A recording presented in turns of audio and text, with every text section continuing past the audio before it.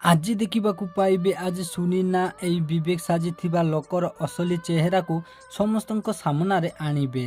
ହଁ ଦର୍ଶକ ବନ୍ଧୁ, ଆଜି ସୁନିନା ଗୋଟେ ବଢ଼ିଆ ପ୍ଲାନ୍ କରିବେ ଆଉ କହିବେ ମୁଁ ଭାବୁଛି ବିବେକ ବାବୁଙ୍କର ନଜର ଉତାରି ଦେବି।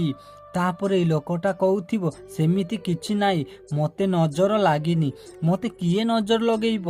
ପୁଣି ସୁନିନା ଜାଣି ଶୁଣି କହିବେ ତମର ବହୁତ ଜୋରରେ ନଜର ଲାଗିଛି, ଥରେ ନଜର ଉତାରି ଦେଲେ ସବୁ ଠିକ୍ ହେଇଯିବ। ତାପରେ ବୁଲବୁଲ ଦେବୀ ବି କହିବେ ହଁ ବିବେକ ତୁ ନଜର ଉତାରି ଦେ। ତାପରେ ସୁନିନା ଏହି ଲୋକଟାର ନଜର ଉତାରି ତା ମୁହଁକୁ ପୁରା ଗରମ କରିଦେବେ। ଆଉ ଏଇ ଲୋକଟା ଭାବୁଥିବେ ଆଜି ମୁଁ ମଲି, ଆଜି ପୁରା ଧରା ପଡ଼ିଯିବି। ଆଉ ସୁନିନା ନଜର ଉତାରୁଥିବେ ଆଉ ସେଇ ଲୋକ ବେକରେ ଦେଖିବେ ଆଗେ ଯେମିତି ତରଳି ଯାଉଥିଲା ଏବେ ବି ସେମିତି ତରଳି ଯାଉଥିବ। ତାପରେ ସୁନିନା ତା ଚୁଟିକୁ ଧରି ଟାଣିବେ ଆଉ ସେ ପିନ୍ଧିଥିବା ମାସ୍କ ଖୋଲିଯିବ। ଏହା ଦେଖି ସମସ୍ତେ ପୁରାପୁରି ଆଶ୍ଚର୍ଯ୍ୟ ହେଇଯିବେ।